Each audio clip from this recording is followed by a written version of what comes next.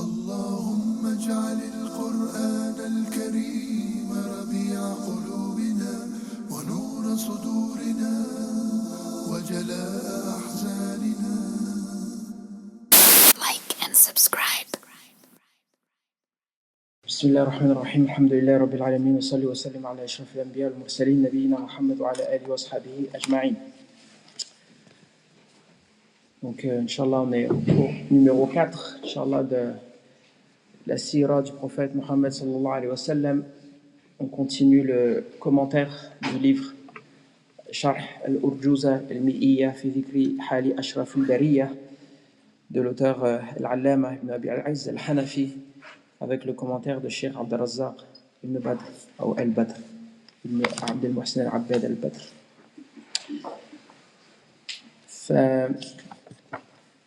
إلى أين وصلنا? Donc on avait commencé le livre, on a parlé la dernière fois de l'enfance du prophète Mohammed sallallahu alayhi wa sallam. Là on va commencer à parler de sa jeunesse, les dernières années avant la prophétie, bi'idhnillah. Alors, il s'est arrêté وجده للأبي عبد المطلب بعد 80 مات من غير كذب هذا أخذناه المرة الماضية. Donc ça c'est les derniers vers qu'on avait étudiés la dernière fois. Aujourd'hui, Inch'Allah, on va avancer un petit peu plus rapidement, bi'idhnillah. On va prendre, je pense, un petit peu plus de vers que d'habitude si on a le temps, Inch'Allah. Il dit, l'auteur, ثم أبو طالب العم كفل خدمته ثم إلى الشام رحل وذاك بعد عام 12 وكان من أمر بحيرة ما اشتهر. يقول المؤلف الشارح ثم أبو طالب العم كفل خدمته ذلك أن جده عبد المطلب عندما حضرته الوفاة أوصى بكفالته إلى عمه أبي طالب وهو الأخ الشقيق لوالده عبد الله وكان معروفا باهتمامه وعنايته بالنبي صلى الله عليه وسلم فتولى كفالة النبي عليه الصلاة والسلام. ومن يطلع كتب السيرة والأخبار يجد في هذا الباب أمورا عجيبة في نصرة هذا الرجل للنبي صلى الله عليه وسلم ومؤازرته مع أنه استمر على غير الإسلام إلى أن مات.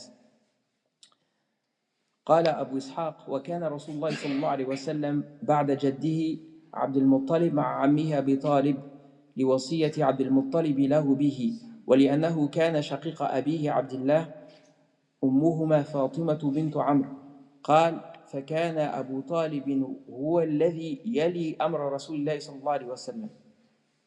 Donc là il explique le premier vers qui consiste en fait à expliquer la relation que le prophète sallallahu alayhi wa sallam a eue avec son oncle qui s'appelle Abu Talib. Il ne faut pas confondre avec Abdul Muttalib, sinon on est perdu là. Donc Abu Talib, donc le prophète sallallahu alayhi wa sallam, on récapitule, il a perdu son père quand il était dans le ventre de sa mère. Ensuite il a perdu sa mère quand il avait 6 ans. Ensuite à 8 ans il perd son grand-père Abdul Muttalib. Donc il se retrouve avec, en fait il a reçu le kafala, c'est-à-dire il a reçu la charge d'éduquer le prophète Mohammed sallallahu alayhi wa sallam après une wasiyya. Ça veut dire quoi une wasiyya? Recommandation. C'est le sens, hein? C'est le sens. Littéralement, wasiyya c'est une recommandation. Mais là, ce qu'on veut dire c'est testament. Donc il a fait un testament, il a dit à Abu Talib, c'est toi qui vas t'occuper de Mohammed sallallahu alayhi wa sallam parmi tous ses oncles.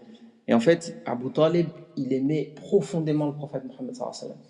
Il avait une relation avec lui qui était vraiment incroyable et il le préférait même à ses propres enfants. Et subhanallah, le prophète sallallahu alayhi wa sallam, chaque fois qu'il arrive dans une maison, c'est le préféré. C'est ça qui est incroyable. Même si c'est pas ses parents, comme la relation qu'il avait par exemple avec sa mère de lait. C'est qui sa mère de lait? Halima, Inch'Allah, ça suit, hein. Inch'Allah, franchement, les frères, ils sont. Inch'Allah. Mais, une petite parenthèse, il y avait des femmes qui allaitaient, à cette époque-là, c'était leur travail. Mais bien sûr. Mais comme le prophète, il n'avait pas de père, et que la mère, elle était démunie, elle était pauvre, personne ne voulait le prendre. On lui dit ou pas? On lui dit, hein. T'étais pas là, genre là. Il était pas là. Non, on a parlé de tout ça. On va parler de ça, barakallahu fik.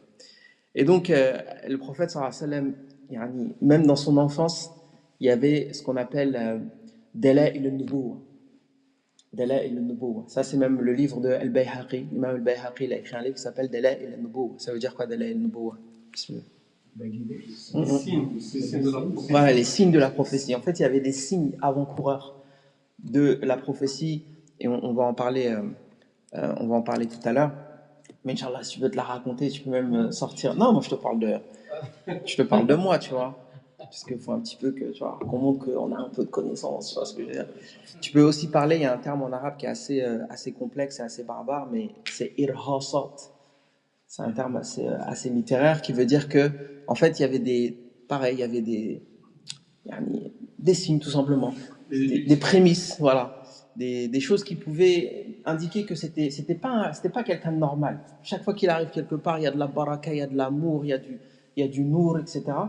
Et en fait, Abu Talib, en réalité, quand on regarde un petit peu son cheminement, ou quand on regarde les personnages, entre guillemets, de la sira du prophète sallallahu alayhi wa sallam, moi, à titre personnel, hein, c'est l'un des personnages que je trouve le plus intriguant, en fait.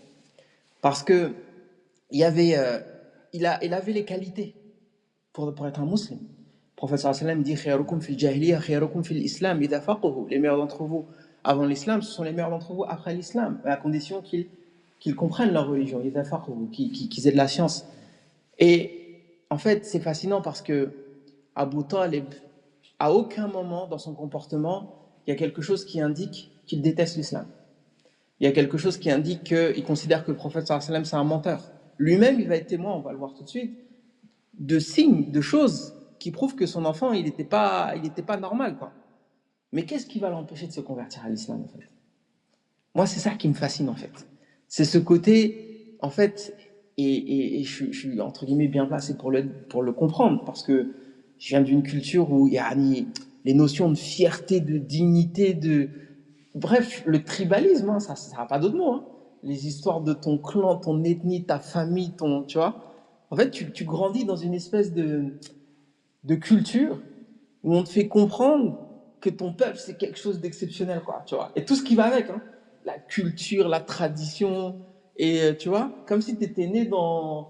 Tu vois, et en plus, ta maison, elle est encore mieux que la maison des voisins, tu vois. Et ton village, il est mieux que le village d'à côté. Non, mais c'est vrai ou pas? J'exagère, mais je sais que même dans vos cultures, c'est comme ça. On a ce côté, la fierté de qui on est, de d'où on vient, et on ne veut pas trahir les siens, et on considère que la culture, c'est presque comme une religion. Et ça, subhanallah, souvent, c'est de l'aveuglement. C'est de l'aveuglement. Et le Coran, il critique beaucoup ça. Quand tu leur demandes pourquoi vous faites comme ça, ah, parce que nos parents, ils faisaient ça. Bah, c'est un petit peu la discussion qu'on a eue la semaine dernière. Ouais, les anciens, ils faisaient comme ça, donc c'est comme ça. Mais l'islam, il est venu justement pour casser ça. Le message, il vient de là-haut, il vient du sama.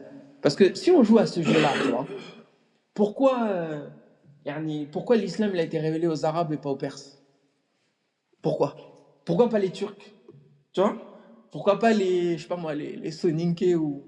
Si on joue à ce jeu-là, bah... Comment ça, tout est possible? Non, c'est-à-dire que, en fait, et c'est pour ça que c'est une thématique qui revient souvent dans le Coran, il y a la question des tiba' al-hawa. Le fait de suivre sa passion. Le fait de suivre quelque chose qui... En fait, tu as la révélation. Et souvent, la révélation, elle va en contradiction avec tes passions. L'une des raisons pour lesquelles une grande partie de Quraysh ne sont pas rentrés dans l'islam, tout simplement parce que le prophète, il n'était pas de leur clan. La jalousie, quoi. Comment ça et c'est lui le prophète. Et pourquoi c'est pas le plus riche? Et pourquoi il n'est pas de notre famille? Tu vois? Et donc, dans l'histoire d'Abu Talib, moi je pense que si on est, entre guillemets, pas musulman, tu vois, et qu'on a accès à ce genre de contenu, qu'on lit la sira du prophète sallallahu alayhi wa sallam, je pense qu'en vérité, il y a beaucoup de gens qui n'embrassent pas l'islam et qui ne sont pas des gens mauvais. Hein. Souvent, on a aussi ce côté un peu binaire.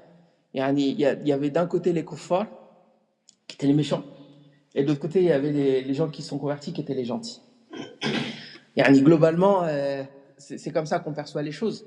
Mais en réalité, même le Coran, il nuance ça.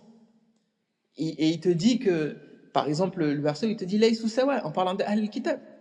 Ou alors quand il dit La yanhakum Allahu anil ladhina lam yuqatilukum fid din wa lam yukhrijukum min diyarikum an tabarruhum wa tuqsitu ilayhim inna Allah yuhibbul muqsitin.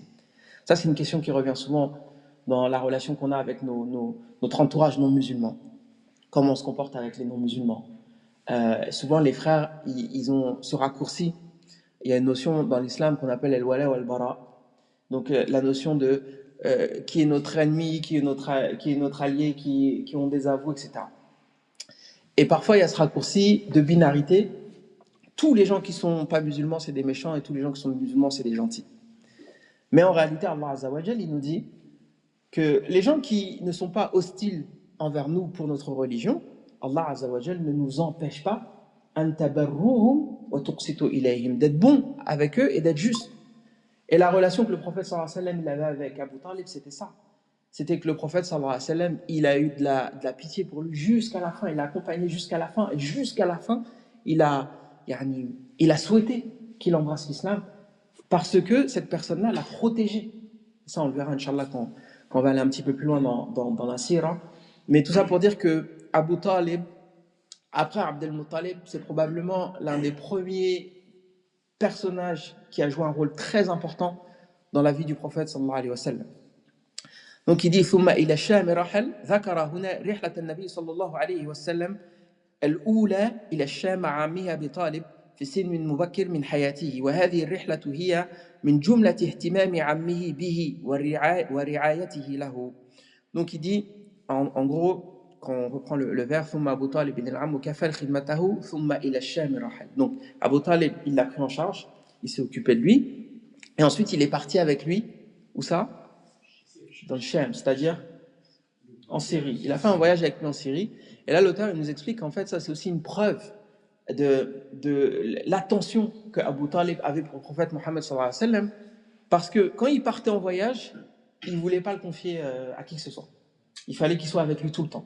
Même quand il partait en Syrie, parce que, comme vous le savez, enfin, comme on l'a expliqué, les Quraysh étaient beaucoup des commerçants. Ils allaient en Syrie, ils allaient au Yémen, etc. Et la Mecque, c'était comme une espèce de grand centre commercial où les gens, pendant le pèlerinage, ils venaient tous, notamment pour échanger des biens commerciaux. Il dit وذاك بعد عام 12 من مولده وكان من أمر بحيرة ما اشتهر يعني وكان من أمر بحيرة الراهب ما اشتهر من أخبار عجيبة وآيات باهرة.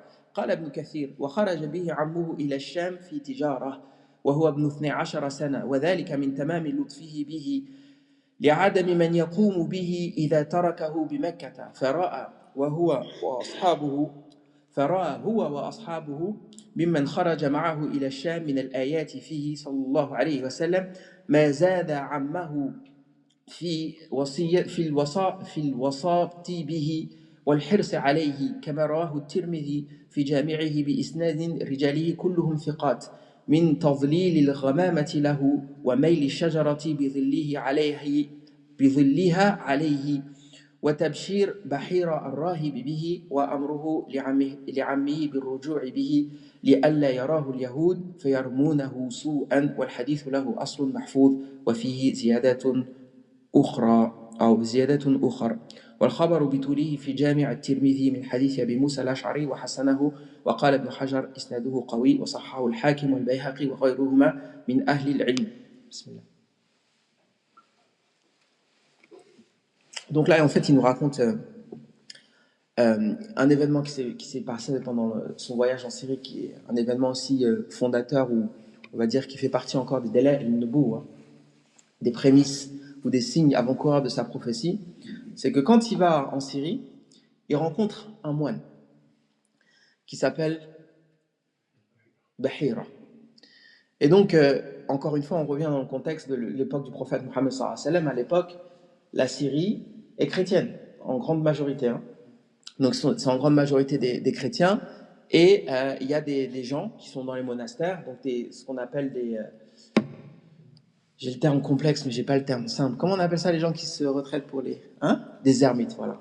J'allais dire des anachorètes, mais c'est trop, là. Ouais, pas forcément. Donc, des ermites, une personne qui se retire pour l'ibada. Et il rencontre cet ermite-là. Et donc, c'est des gens très... comme on disait, très silencieux, qui se mélangent pas trop, qui sont, comment te dire, qui se dédient à la prière. Et en fait, quand il voit le prophète Mohammed sallallahu alayhi wa sallam, il est intrigué, parce qu'en fait, pendant tout le chemin, il se passe des choses extraordinaires. Il y a un nuage qui est tout le temps en train de les suivre. C'est-à-dire que bon, c'est une région où il fait très chaud, etc. Quand il se met près d'un arbre, l'arbre il va se pencher pour lui faire de l'ombre. Bref, il voit qu'il y a des choses qui sont pas normales. Donc il commence à s'approcher, il pose des questions, vous venez d'où, il s'appelle comment, machin et tout. Et le prophète sallallahu alayhi wa sallam, il avait aussi un signe distinctif entre ses omoplates. Qu'est-ce que c'était? Voilà, khatam al-nubuwwa, c'était un bout de chair entre ses deux épaules, entre ses omoplates. Et donc Bahira, qui connaissait en fait les signes du prochain prophète qui allait arriver et du dernier des prophètes, il savait qu'il y avait un prophète qui allait arriver dans cette époque, et il savait à peu près dans quelle région. Quand il l'a vu, il a dit à Abu Talib, je te conseille de faire machine arrière et de ne pas amener cet enfant en Syrie, parce que si les El-Yahoud le voient, ils vont comment te dire, voilà, ils vont être jaloux, quoi. Ils vont être jaloux parce qu'ils s'attendent à ce que le dernier des prophètes il fasse partie de leur communauté, et visiblement c'est un enfant d'Ismaël et c'est pas un enfant d'Israël. Donc il a un petit peu anticipé la compétition qui va exister pendant toute la vie du prophète sallallahu alayhi wa sallam entre les juifs de Khaybar et d'autres, enfin tous les comment ils s'appellent, les Banu Qurayza, Banu Nadir, etc. Parce qu'on verra un petit peu la topographie, on va dire, de Médine, qui était une ville assez extraordinaire, hein. En fait, chaque quartier il avait sa communauté, et puis il y avait même des forts qui étaient construits un petit peu plus loin de Médine, notamment le fort de Khaybar, et qui contenaient certaines communautés israélites. Et donc il y en a beaucoup qui vont se convertir à l'islam, hein. Ça aussi, ça fait partie des choses qu'on comprend pas souvent très bien. C'est que tous les juifs de Médine ne vont pas rejeter le prophète sallallahu alayhi wa sallam. Il y a une minorité qui vont se convertir à l'islam et qui vont rejoindre le prophète sallallahu alayhi wa sallam. Bref, Bahira il lui dit, le mieux c'est que tu repartes avec l'enfant, parce que il y a vraiment tous les signes de la prophétie, et les gens du livre, donc les gens en particulier les juifs et les chrétiens aussi, les chrétiens comme lui d'ailleurs, savent reconnaître ce genre de signes-là. Donc il dit ensuite wasara nahwa shami ashraf al-wara, donc à cette époque-là il avait 12 ans, ça faut le préciser aussi. وصار نحو الشام أشرف الورى في عام 25 نذكرا لأمنا خديجة متجرا وعاد فيه رابحا مستبشرا فكان فيه عقده عليها وبعده إفضاؤه إليها. Il dit ثم ذكر الناظم في هذه الأبيات الثلاثة رحلة النبي صلى الله عليه وسلم الثانية إلى الشام، وهي رحلة لأجل التجارة بمال خديجة رضي الله عنها، وكانت سمعت عنه ذكرا طيبا وخلقا فاضلا وأمانة وصدقا ووفاء، فأحبت أن تتاجر بمالها معه بحيث يكون منها المال ومنه عليه الصلاة والسلام المتاجرة به، فسار عليه الصلاة والسلام نحو الشام. قال وسار نحو الشام متاجرا بماله أو بمال خديجة رضي الله عنها أشرف الورى، أي أفضلهم وخيرهم ومقدمهم وإمامهم صلوات الله وسلامه عليه في عام 25 نذكرها، أي لما بلغ من العمر صلوات الله وسلامه عليه 25 سنة، خرج في وحلته أو في رحلته الثانية إلى الشام ليتاجر بمال خديجة رضي الله عنها. قال الحافظ ابن كثير ثم خرج ثانيا إلى الشام في تجارة لخديجة بنت خويلد رضي الله عنها مع غلامها ميسرة على سبيل القراض، فرأى ميسرة ما بهره من شأنه فرجع فأخبر سيدته بما رأى، فرغبت إليه أن يتزوجها لما رجت في ذلك من الخير الذي جمعه الله لها وفوق ما يخطر ببال بشر، فتزوجها رسول الله صلى الله عليه وسلم وله 25 سنة وكان لها رضي الله عنها 40 سنة. Donc là il est en train de raconter que le prophète sallallahu alayhi wa sallam est reparti une deuxième fois au Shem quand il avait quel âge? 25 ans. Mashallah, vous n'êtes pas encore endormi. Alhamdulillah. Donc, il est reparti une deuxième fois à 25 ans. Et le contexte, c'est que Khadija, radiallahu anha, bint Khuwaylid, c'était une femme parmi les notables de la Mecque qui avait beaucoup d'argent et qui était veuve, il me semble. Elle était veuve à ce moment-là. Elle avait 40 ans. Elle a entendu parler du prophète Mohammed sallallahu alayhi wa sallam et elle recherchait un partenaire dans le commerce, en fait. L'idée, c'est qu'elle, elle payait le capital, en fait, et lui, c'était la force de travail, quoi. Donc, à l'époque, on n'avait pas encore inventé le capitalisme. De toute façon, c'était soit tu étais esclave ou soit, tu vois. Mais bon, à l'époque, et même c'est un principe qui existe jusqu'à aujourd'hui dans le fiqh et l'islam, c'est-à-dire que si moi j'ai le capital et toi tu as la force de travail, on se partage le bénéfice. Et ça s'appelle, ils vont en parler tout à l'heure, hein, il appelle ça le qirad, mais dans le fiqh en général on appelle ça le mudaraba. Donc c'est un échange de bons procédés tout simplement. Donc le prophète sallallahu alayhi wa sallam, il part pour faire du commerce avec le domestique de Khadija qui s'appelle Maïsara, et elle paye donc l'argent et puis ou les denrées qu'elle veut échanger contre d'autres denrées vers les commerçants de la Syrie. Et en fait, ce qui se passe, c'est que le prophète sallallahu alayhi wa sallam, il est tellement, comment te dire, il a un tel comportement que les commerçants lui font tout de suite confiance et il arrive à faire beaucoup de bénéfices. En fait, il arrive à chaque fois à faire des bons deals, quoi. Et Maïsara, il est surpris. Bon, c'est pas la première fois qu'il fait le voyage.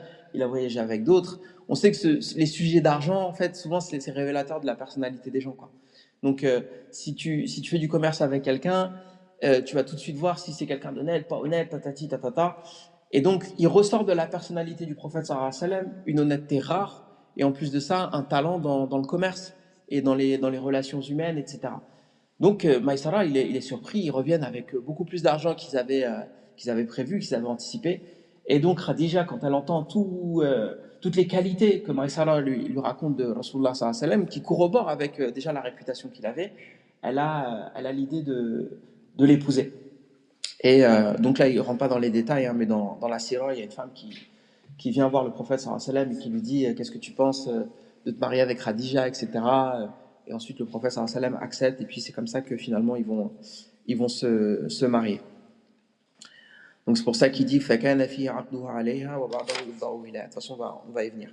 Il dit donc لأمنا خديجة باعتبار أنها صارت بعد زوجا للنبي صلى الله عليه وسلم وقد قال سبحانه وتعالى وأزواجه أمهاتهم. Donc là, il nous explique pourquoi en fait dans le Nazm, dans le poème, il l'appelle Ummuna Khadija.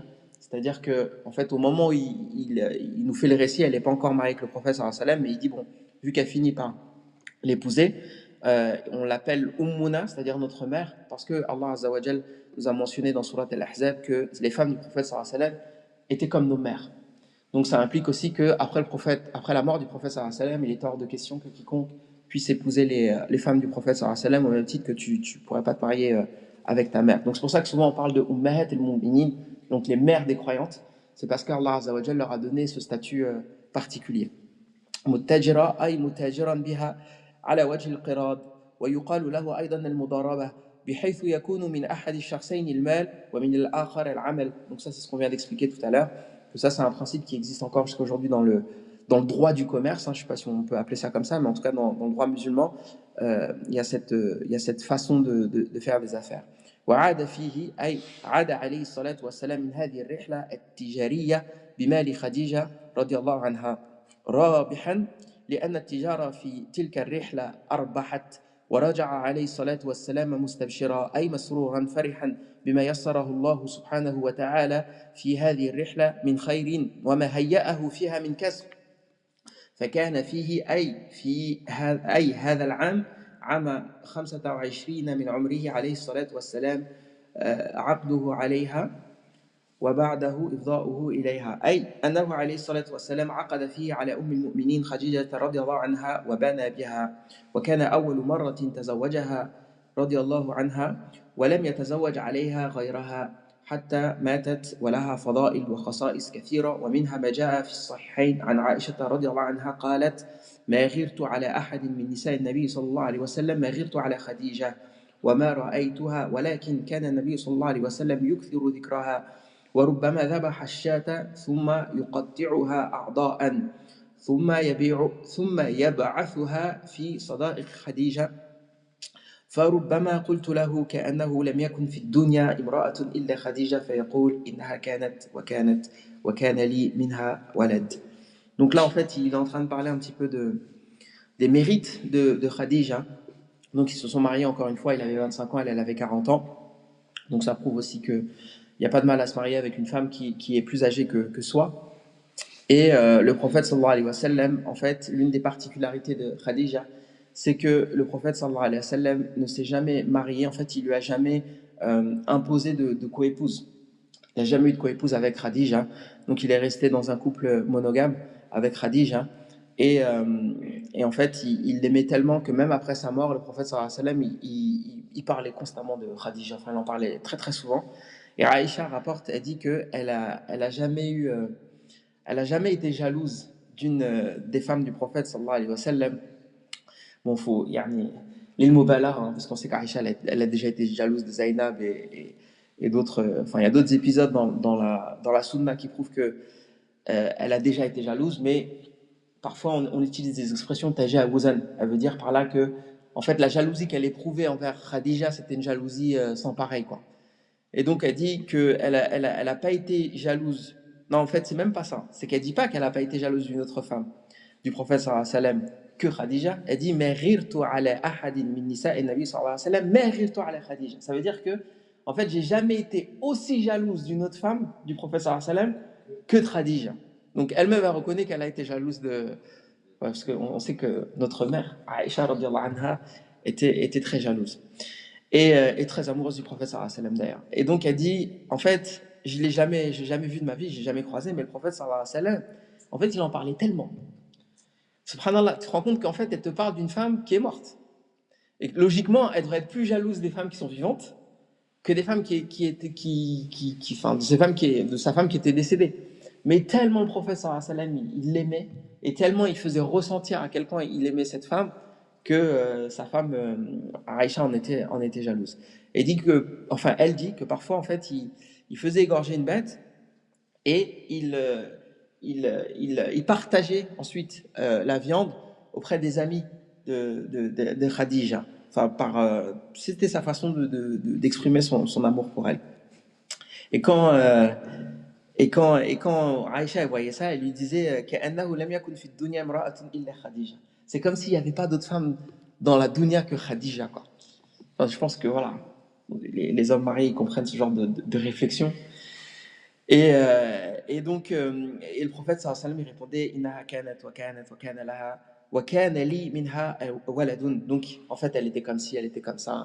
Il rappelait les bienfaits ou les mérites de Khadija, et il dit surtout que c'est la femme qui lui a donné ses uniques enfants, quoi. Wa wulduhu minha khala ibrahimi. Donc là on va rentrer dans d'autres vers de poésie qui parlent de la famille du prophète sallallahu alayhi wa sallam et les premiers enfants qu'il a eu.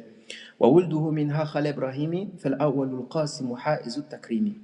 وولده جمع ولد مثل أسد جمع أسد يطلق على الذكور والإناث يوصيكم الله في أولادكم للذكر مثل حظ الأنثيين.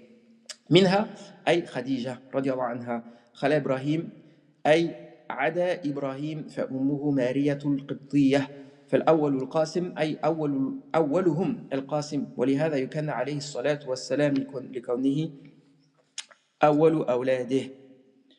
حائز التكريم أو حاز التكريم حاز الشيء يحوزه حوزا إذا جمعه أي جمع التكريم. Donc là en fait il parle des enfants du prophète sallallahu alayhi wa sallam. Déjà selon vous le prophète sallallahu alayhi wa sallam il a eu combien d'enfants? Bismillah. Qui a dit 5? Qui a dit 5? Qui a dit 7? 6? 7? Qui a dit 7? 3 garçons et 4 filles, exactement, c'est ça. 7. Donc le premier c'est quoi? Ibrahim ou le Qasim.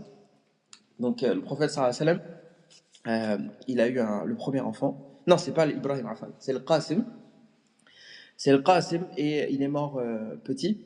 Et c'est la raison pour laquelle le prophète sallallahu alayhi wa sallam, il a une kunya qui est Abul Qasim. Vous savez ce que c'est une kunya, hein? Okay. Donc c'est le surnom que les Arabes se donnaient les uns les autres. et il s'appelait le père de machin en fonction du premier fils que tu as. Généralement c'est le fils, hein, ça peut être autre chose, mais généralement c'est le fils. Et donc le prophète sallallahu alayhi wa sallam, il a pour kunya Abul Qasim, et on a l'interdiction de la nusharikuhu fi kunyatihi. Donc on a l'interdiction, même si on a un enfant qui s'appelle Al-Qasim, et j'en profite pour yani, une petite pensée. Je connais un frère de Marseille qui a un enfant qui s'appelle Al-Qasim, et quand il m'a dit mon fils s'appelle Al-Qasim, je lui ai dit Wallahi, je t'appellerai jamais Abul Qasim. Donc une petite pensée pour lui, affectueuse évidemment. Donc même si on a un enfant qui s'appelle Al-Qasim, on ne peut pas avoir pour kunya Abul Qasim. Donc Abul Qasim, c'est une kunya qui est réservée au prophète Mohammed sallallahu alayhi wa sallam. Et donc c'est son premier fils qui malheureusement est décédé dans son enfance. Donc il dit le sharih وَزَيْنَبٌ رُقَيَّةٌ وَفَاطِمَةٌ وَأُمُّ كُلْثُومٌ لَهُنَّ خَاتِمَةٌ. Il a parlé d'Ibrahim aussi. Ibrahim, c'est le fils qu'il a eu avec qui? Maria al-Qibtiyya. Donc en gros, en fait, tous les enfants du prophète sallallahu alayhi wa sallam, c'est Khadija qui lui a donné, comme on l'a dit tout à l'heure, sauf Ibrahim, qu'il a eu avec Marie la Copte. On en parlera un petit peu plus tard dans la Sira. Et les garçons, ils sont tous morts en bas âge. Il y a que les filles qui ont vécu adultes. وَزَيْنَبٌ رُقَيَّةٌ وَفَاطِمَةٌ وَأُمُّ كُلْثُومٍ لَهُنَّ خَاتِمَةٌ. Donc ça, c'est le nom de ces filles. وهؤلاء أربع بنات للنبي صلى الله عليه وسلم وجميعهن أدركن الإسلام وأسلمنا وهاجرن مع رسول الله صلى الله عليه وسلم. Donc il dit que toutes les filles, les 4 filles, Zaynab, Ruqayya, Fatima, Kulthum, elles ont toutes connu l'islam, parce que là on est encore à une période où il n'est pas encore prophète, et elles se sont toutes converties à l'islam, et elles ont toutes émigré avec le prophète sallallahu alayhi wa sallam. روى ابن سعد في الطبقات بسنده عن ابن عباس كان أول من ولد لرسول الله صلى الله عليه وسلم بمكة قبل النبوة القاسم وبه كان يكنى ثم ولد له زينب ثم رقية ثم فاطمة ثم كلثوم ثم ولد له في الإسلام عبد الله فسمي الطيب الطاهر وأمهم جميعا خديجة بنت خويلد كلثوم لهن خاتمة أي أنها أصغر بنات النبي صلى الله عليه وسلم على خلاف بين أهل العلم في ذلك. قال ابن عبد البر في الاستيعاب والاختلاف في الصغرى من بنات رسول الله صلى الله عليه وسلم كثير والاختلاف في أكبرهن شذوذ والصحيح أن أكبرهن زينب. Donc là en fait il explique que on a plus ou moins un consensus pour dire que Zaynab c'était la plus vieille des filles, et par contre pour la plus jeune il y a plutôt une divergence, mais la majorité des ulama considèrent que la plus jeune c'était Kulthum. Donc dans l'ordre, Zaynab, Ruqayya, Fatima et Kulthum. قال ابن حجر في الفتح والمتفق عليه من أولاده منها القاسم وبه كان يكنى مات صغيرا قبل المبعث أو بعده وبناته الأربع زينب ثم رقية ثم كلثوم ثم فاطمة وقيل كانت كلثوم أصغر من فاطمة والطاهر الطيب عبد الله وقيل كل اسم لفرد زاهي. Donc ça c'est encore un autre vers du poème. أي أن الطاهر والطيب لقبان لعبد الله وليس ابنين آخرين للنبي عليه الصلاة والسلام وقيل كل اسم لفرد وهذا قول آخر حكاه على وجه التضعيف وهو أن هذه الأسماء لثلاثة أفراد وعلى هذا القول يكون أبناؤه الذكور منها أربعة. Donc pour ce qui est d'un autre fils qui est un petit peu moins connu du prophète Muhammad sallallahu alayhi wa sallam qui s'appelle comment? Abdullah. Il y a une divergence. Donc on dit que son nom c'est Abdullah, d'autres ils disent c'est Tahir, d'autres ils disent c'est Tayyib, et d'autres ils disent en fait c'est les trois. Il s'appelait Abdullah, mais il lui a aussi donné comme nom ou comme surnom At-Tahir ou At-Tayyib. Mais la majorité des ulama considèrent que c'est une seule et même personne. Il dit وقيل كل اسم on l'a lu زاهي أي جميل مشرق والكل في حياته ذاق الحمام وبعده فاطمة بنصف عام. الكل يعني جميع أولاده في حياته ذاق الحمام أي الموت فمنهم من ذاق الموت مبكرا قبل المبعث ومنهم من تأخر إلى ما بعد المبعث بل إلى ما بعد هجرة النبي صلى الله عليه وسلم إلى المدينة إلا فاطمة رضي الله عنها فإن وفاتها كانت بعده ولذا قال وبعده فاطمة بنصف عام أي بعد وفاة النبي صلى الله عليه وسلم بستة أشهر. وفي الصحيحين عن عائشة رضي الله عنها أن فاطمة رضي الله عنها عاشت بعد رسول الله صلى الله عليه وسلم 6 أشهر. وفيهما أيضا عن عائشة رضي الله عنها قالت أقبلت فاطمة تمشي كأن مشيتها مشي النبي صلى الله عليه وسلم سبحان الله.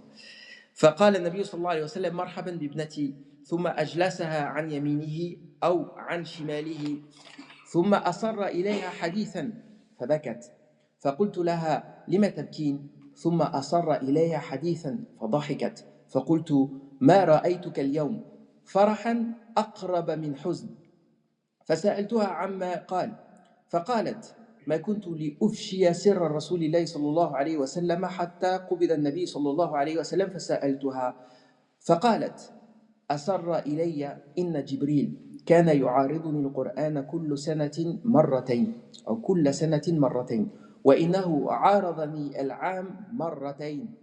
عفوا là j'ai mélangé le hadith. Non, ما شاء الله مرة اصبر علي الله يرحمك. إن جبريل كان يعارضني القرآن كل سنة مرة، وإنه عارضني العام مرتين، ولا أراه إلا حضر أجلي، وإنك أول أهل بيتي لحاقا بي. فبكيت فقال أما ترضين أن تكوني سيدة أهل الجنة أو نساء المؤمنين؟ فضحكت لذلك. Inch'Allah, c'est un très très très beau hadith. Donc en gros, il nous explique que tous les enfants du prophète Mohammed sallallahu alayhi wa sallam sont morts de son vivant, sauf une seule, Fatima. لذلك il dit والكل في حياتي ذاق الحمام يعني ذاق الموت وبعده فاطمة بنصف عام. Et donc Fatima elle est morte 6 mois après le prophète sallallahu alayhi wa sallam. Et la personne qui nous rapporte le hadith qui le prouve, c'est Aïcha radhiyallahu anha qui dit que Fatima elle a vécu après le prophète Mohammed sallallahu alayhi wa sallam 6 mois. Et dans un autre hadith rapporté par Aïcha toujours, elle dit qu'un jour Aïcha, Fatima, elle est venue en marchant et elle dit qu'elle avait la même démarche que le prophète Mohammed sallallahu alayhi wa sallam. Et donc quand le prophète Mohammed sallallahu alayhi wa sallam l'a vue, lui a dit marhaban bibnati, bienvenue à ma fille, et il l'a fait asseoir à sa droite et il lui a dit quelque chose dans l'oreille. Donc asarra ilayha, c'est il lui a dit quelque chose à voix basse et elle s'est mise à pleurer. Et donc Aïcha, quand elle a vu ça, elle a dit il t'a dit quoi? Tu vois, le fameux il t'a dit quoi? Et donc Aïcha, enfin Fatima, elle a t'entends, fabakat limat tabkin, elle lui a pas répondu dans le hadith. Et ensuite le prophète sallallahu alayhi wa sallam lui a dit autre chose dans l'oreille et elle s'est mise à rire. Et Aïcha, elle a été surprise. Elle a dit subhanallah, j'ai jamais vu des pleurs aussi proches de rire. Et donc elle a été voir Fatima, elle lui a dit il t'a dit quoi? Et donc Fatima elle lui a dit ma kuntu li ufshiya sirra rasulillah sallallahu alayhi wa sallam. Elle dit je peux pas dévoiler le secret du prophète Mohammed sallallahu alayhi wa sallam. Et ensuite après la mort du prophète Mohammed sallallahu alayhi wa sallam, Aïcha elle est revenue la voir déterre. Il t'a dit quoi? Alors il t'a dit quoi? Et donc elle lui a dit en fait que le prophète Mohammed sallallahu alayhi wa sallam lui a dit que Jibril habituellement tous les ans pendant le mois de Ramadan il faisait réviser tout le Coran une fois, et cette fois il lui a fait réviser 2 fois. Et il a dit à Fatima en fait je pense que c'est un signe que ma fin est proche. Et il lui a dit wa innaki awwalu ahli bayti lihaqan bi, et tu vas être la première des personnes de ma famille à me rejoindre. Et donc elle dit quand il m'a dit ça, bah, j'ai pleuré. Et ensuite le prophète sallallahu alayhi wa sallam, le deuxième secret qu'il lui a dit ama tardayna an takuni sayyidata ahli al-jannati wa aw nisa al-mu'minin fadahiktu lidhalik. Et donc le deuxième secret qu'il lui a confié, il dit mais est-ce que t'es pas heureuse d'être sayyidati ahli al-janna, en fait la meilleure des femmes du paradis ou la meilleure des femmes des croyants? Et donc j'ai souri. Et donc dans ce hadith il y a aussi les mérites de Fatima. Donc on a parlé longuement des mérites de Aïcha. Parmi les mérites de Fatima, il y a beaucoup de choses à dire, hein, mais le fait aussi que c'est celle qui lui a donné en fait, elle s'est mariée déjà avec son cousin Ali ibn Abi Talib, et elle lui a donné le Hassan et le Hussein qui vont perpétuer, même si normalement la descendance elle se fait par les mâles, et Allah Azza wa Jalla a voulu que le prophète sallallahu alayhi wa sallam n'ait pas de dhurriya, n'ait pas de postérité par les mâles pour une sagesse que lui seul connaît, mais ceux qui vont perpétuer, ou ce qu'on appelle Ahl al-Bayt, ils vont se faire par le biais de Fatima bint Muhammad sallallahu alayhi wa sallam. Et donc là, c'est un hadith aussi qui nous explique encore une fois le mérite et le fait que le prophète sallallahu alayhi wa sallam, il l'aimait énormément. Et on connaît un petit peu les exagérations des chiites hein, sur la question de Fatima, et ils essayent aussi de prouver que la famille du prophète sallallahu alayhi wa sallam, ils n'aimaient pas Aïcha, etc. Enfin bref, le sujet du tashayyu', c'est un long sujet. On n'a pas le temps, et honnêtement, on n'a pas la force de l'aborder. Mais après, si vous avez des questions, on pourra l'aborder si vous voulez. Mais c'est aussi l'une des raisons pour lesquelles les chiites, ils prennent pas en considération la sunna. Parce que dans la sunna, il y a toutes les preuves de la vanité, j'ai envie de te dire, de cette doctrine, religion, appelle ça comme tu veux. Et donc, ils n'avaient pas d'autre choix que de dire que la sunna, en fait, on n'en prend pas parce que c'est de la triche, en fait. Mais ce qui est intéressant de comprendre aussi dans l'histoire du chiisme, c'est qu'à la base de la base, c'était pas une religion différente. C'était plus une posture politique, en fait, de savoir qui mérite le khilaf. Déjà, on va dire, après ils sont remontés jusqu'à l'époque de Abu Bakr, mais surtout après que Al-Hassan, et ça pour moi, c'est ça l'un des épisodes les plus incroyables de l'histoire de l'islam, hein, et que malheureusement beaucoup de gens ne connaissent pas. Hein. Mais je fais une petite parenthèse, hein, parce que c'est un sujet important. Mais globalement, ce qui se passe, c'est que les questions de succession de pouvoir après la mort du prophète sallallahu alayhi wa sallam, elles ont toujours été plus ou moins compliquées. Donc Abu Bakr, ça s'est passé, mais il y a eu quand même un petit moment de flottement avec les Ansar.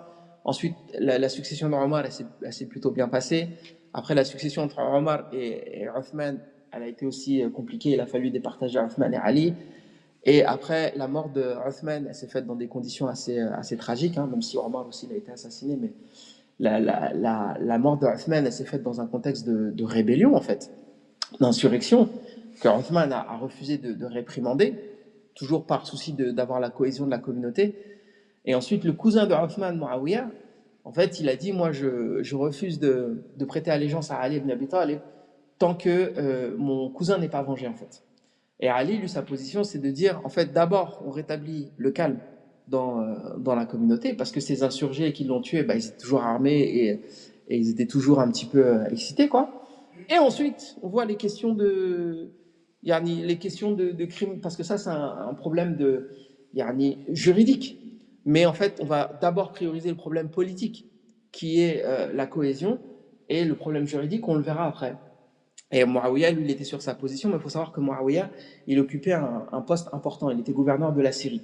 Et il avait beaucoup de soldats avec lui, et les gens de la Syrie l'aimaient énormément. Donc sa position, c'était pas juste une position, moi je suis tout seul dans mon coin, c'est mon avis, ça me regarde. Non, sa position, elle implique aussi une insubordination d'une partie de la Syrie, et donc d'une grande partie du califat de l'époque, ce qui est inacceptable pour Ali ibn Abi Talib. Et c'est la raison pour laquelle il y a eu une bataille. Ma'rakat Siffin, dans laquelle Aïcha était impliquée, etc. C'est aussi la raison pour laquelle les chiites détestent Aïcha. C'est de faire court, hein. Mais c'est une histoire complexe. Mais le muhim, là où je veux en venir, c'est qu'Al-Hassan, après la mort d'Ali ibn Abi Talib, parce qu'Ali ibn Abi Talib, il va aussi mourir assassiné, hein. Après la mort d'Ali ibn Abi Talib, ce qui se passe, c'est que le problème politique, il n'est pas résolu. Donc, les soi-disant partisans de Ali, tout ça, machin, ils vont marcher derrière Al-Hassan, avec une armée qui va rencontrer l'armée de Muawiyah vers la Syrie. Et Al-Hassan, ce qu'il va faire, moi je trouve ça extraordinaire, c'est qu'il va dire à Muawiyah, tu sais quoi, je te laisse le khilafah. Et en fait, il va réconcilier la communauté musulmane parce qu'il va considérer que la priorité, c'est la concorde des muslimines. L'unité, la stabilité, appelle ça comme tu veux. Et subhanallah, le prophète sallallahu alayhi wa sallam, il le dit de son vivant. En parlant de son fils, il dit lui là, il va réconcilier. يُصْلِحُ بَيْنَ طَائِفَتَيْنِ مِنَ الْمُسْلِمِينَ عَظِيمٍ. Donc deux grandes factions de la communauté, il va réussir à les réconcilier. Et je fais une espèce de retour en arrière par rapport à la discussion aussi, la polémique qu'on a eue hier après le dars. C'est que, en fait, souvent, ce qui est assez difficile à faire comprendre aux gens, c'est qu'il y a tout le temps dans l'islam des finalités, on parlait de ça avec le cheikh la dernière fois, le maqasid, des finalités qui vont nous guider dans nos choix, en fait. Des fois, tu as l'impression qu'il y a deux questions qui sont en conflit. Comme la question de savoir, est-ce que je récite à voix haute ou est-ce que je privilégie le bien-être de mes coreligionnaires. Lequel des deux tu vas choisir? Mais c'est quoi la finalité, en fait? Le dîn, il va tout le temps aller dans le sens de la concorde, de l'unité, de la paix. Et il va toujours essayer d'éviter, autant que faire se peut, le conflit, en fait. Et subhanallah, si toi, tu as une position dans la religion qui, justement, engendre le conflit, wallah, remets-toi en question. Après, ça dépend évidemment de la position. Si les gens ils choisissent des positions qui vont dans le sens du shirk ou je sais pas quoi, alors on va pas être d'accord. Mais surtout sur des questions où il y a moyen de faire de ce qu'on appelle être tenazulet, de faire des concessions, de faire des compromis. Et il y a quoi comme concession plus grande que de dire vas-y, je délaisse la direction des musulmans. Et entre guillemets, si on reprend la logique des chiites, ils disent que Hassan ou le Hussein étaient plus légitimes parce que c'est des descendants du prophète sallallahu alayhi wa sallam. Et après, moi, ma position, évidemment, je suis sunnite, donc je ne vais pas dans ce sens-là. Mais ce que je veux dire par là, c'est que le fait que le prophète sallallahu alayhi wa sallam n'ait pas mentionné de succession liée aux questions de sang, en fait, ça fait partie de la beauté de notre religion, quoi. Il n'en a pas fait une dynastie, il n'en a pas fait un système royal. Et ça, subhanallah, moi, j'arrive pas à comprendre qu'on puisse ne pas voir en ça un mérite ou quelque chose de positif. Et de dire qu'en fait, la légitimité, elle est forcément liée à des questions de sang, c'est compliqué. Et surtout, si tu renfermes ça dans une seule famille, là, c'est encore plus compliqué. Comme le dit le prophète sallallahu alayhi wa sallam, وَمَنْ بَطَّأَ بِهِ نَسَبُهُ لَمْ يُسْرِعْ بِهِ وَمَنْ بَطَّأَ بِهِ عَمَلُهُ لَمْ يُسْرِعْ بِهِ نَسَبُهُ. Le fait que, en fait, une personne elle naisse dans une famille noble et qu'elle ne confirme pas sa noblesse par sa piété, eh bien, sa noblesse ne lui servira à rien, en fait. Tu peux être descendant du prophète sallallahu alayhi wa sallam et être dans le feu, ça, et pas avoir de mérite. Et puis on en connaît des gens qui descendent par leur arbre généalogique du prophète sallallahu alayhi wa sallam. T'as pas ça dans ta lignée, toi? Voilà, tu vois. Il y a même des gens qui prient avec nous, c'est descendants du prophète sallallahu alayhi wa sallam. Masha'Allah. Je suis jaloux, hein. Bref. Il dit وَبَعْدَ 50 و30 حضر بنيان بيت الله لما أندثر.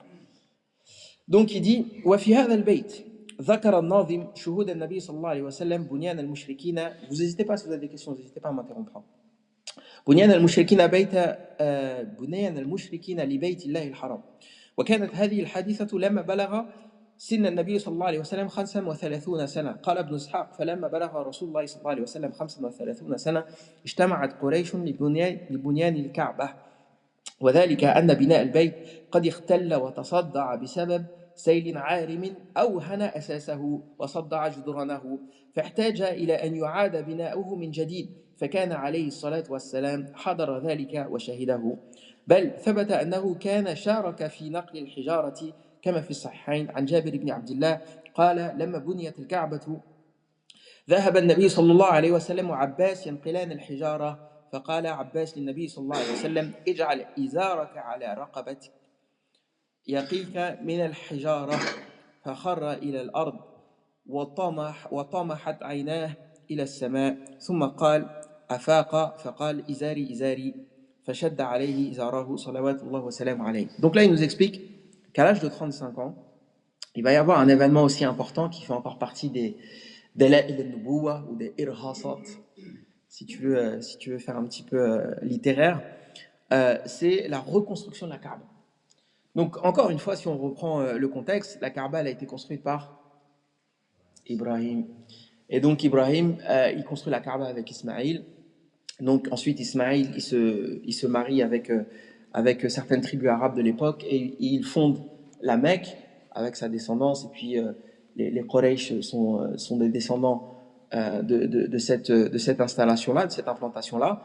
Et donc les Quraysh, ils ont dans leur culture le ta'zim al-Kaaba, la sacralisation de la Kaaba. Pour eux, c'est un temple sacré, etc. Même s'ils ont oublié le monothéisme, pour la plupart, ils ont encore cette sanctification du Bayt Allah, du sanctuaire d'Allah Azza wa Jal.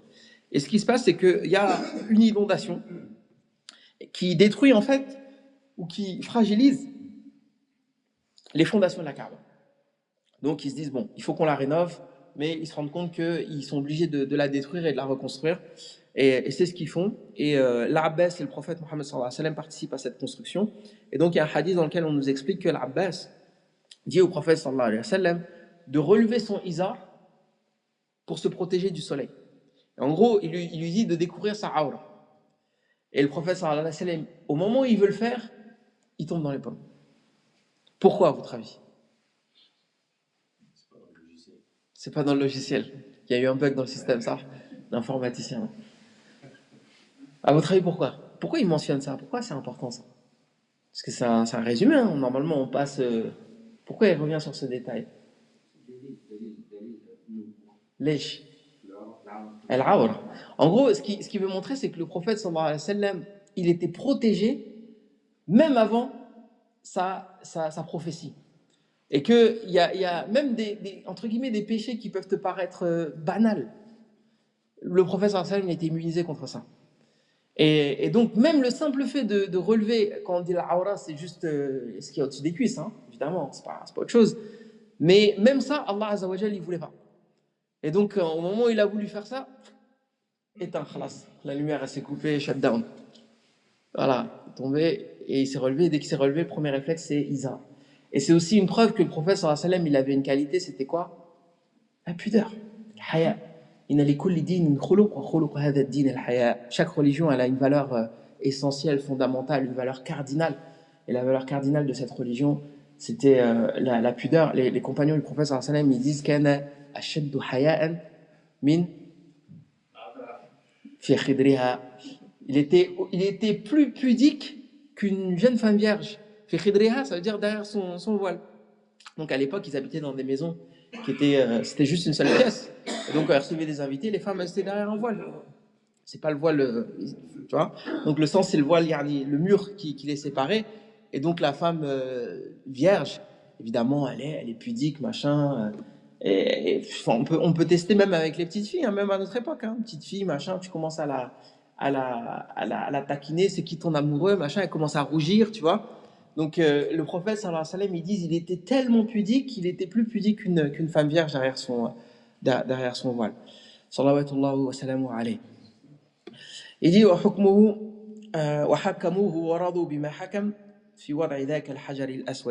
fait, ce qui va se passer, c'est qu'il va y avoir une espèce de divergence autour de la reconstruction de la Kaaba. Je pense que vous en avez déjà entendu parler. On va lire le texte en arabe et puis on va le traduire et le commenter en français بإذن كان قد حصل اختلاف شديد بين القبائل من قريش لما وصلوا إلى موضع الحجر الأسود من منهم يضع الحجر الأسود مكانه وهم يعرفون حرمة هذا الحجر ومكانته وفضله وكل قبيلة تريد أن تحظى بهذا الشرف ولهذا اختصموا واختلفوا اختلافا شديدا في ذلك وحكموه ورضوا بما حكم وازداد عليه الصلاة والسلام بذلك قدرا فوق قدره ومكانة فوق مكانته.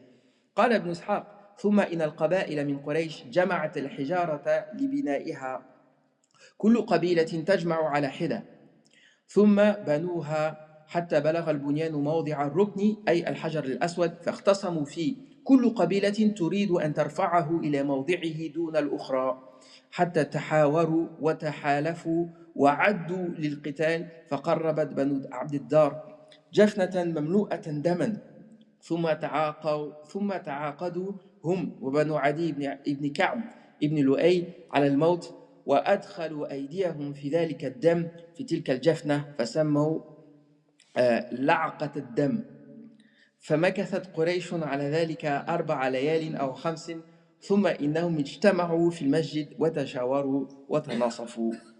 Donc en fait là, moi ça me fait rire en fait, hein, tellement ça a l'air grave. Enfin, faut qu'on comprenne la mentalité de Quraysh, hein, ils étaient terribles. Le prophète sallallahu alayhi wa sallam, en fait, bon, il reconstruit la Kaaba, tout ça au début, tout va bien. Donc chacune des tribus participe. Ils ont conscience qu'ils participent à un chantier important. Bah, tu prends la comparaison. Quand il y a eu l'incendie de Notre-Dame, là, c'était un événement, toute la France, même le monde, était sidéré. Pourtant, voilà, Notre-Dame comparé à la Kaaba, bon, voilà, on respecte, hein, mais voilà. Mais en tout cas, pour donner le contexte. Donc, il y a un monument central dans le pays. On participe tous à la reconstruction. Donc, on sait que tout le monde a donné de l'argent pour la reconstruction de Notre-Dame. C'est un petit peu le même état d'esprit. Mais à un moment donné, ils arrivent, ils se posent la question, mais la pierre noire, au fait, on n'a pas pensé. Hein. Qui va la mettre? Parce que, en gros, c'est un événement qui va rester gravé dans l'histoire. Pour l'éternité, bah, c'est telle tribu qui a eu le prestige. Et encore une fois, ce qu'il faut comprendre, c'est que dans le système des tribus arabes de l'époque, en fait, il n'y a pas de système politique. Il n'y a pas une tribu qui dirige les autres. Ils sont tous indépendants, en fait. Et c'est pour ça que ce qui va se passer, c'est qu'ils vont tellement... Il y aura tellement de tensions autour de la question de savoir qui va mettre la pierre noire à son endroit, parce qu'en gros, ça voudrait dire que cette tribu, elle est meilleure que les autres. Voilà, t'as dit privilégié. Qu'ils vont décider, ils vont être au bord de la guerre civile. Et comment ils vont comment ils vont manifester ça? Il y a une tribu, elle va prendre un récipient, ils vont mettre du sang dedans. Et en gros, ils vont, comment te dire, il dit, وَعَدُّوا لِلْقِتَالِ فَقَرَّبَتْ بَنُو عَبْدِ الدَّارِ جَفْنَةً مَمْلُوءَةً دَمًا ثُمَّ تَعَقَدُوا. En gros, tu plonges ta main dans le sang et tu fais le serment du sang, tu vois, que vous allez vous allier, en fait, ils sont alliés avec une autre tribu, vous allez vous défendre les uns les autres jusqu'à la mort, vous êtes prêts à vous battre jusqu'à la mort pour cette question-là.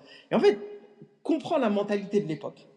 Et les Ansar, c'est la même chose, hein, c'est-à-dire à Médine, c'est le même truc. Le moindre sujet, ça va tellement loin, et tout de suite, c'est rattaché à la dignité, qu'ils sont prêts à mourir pour, soi-disant, l'honneur.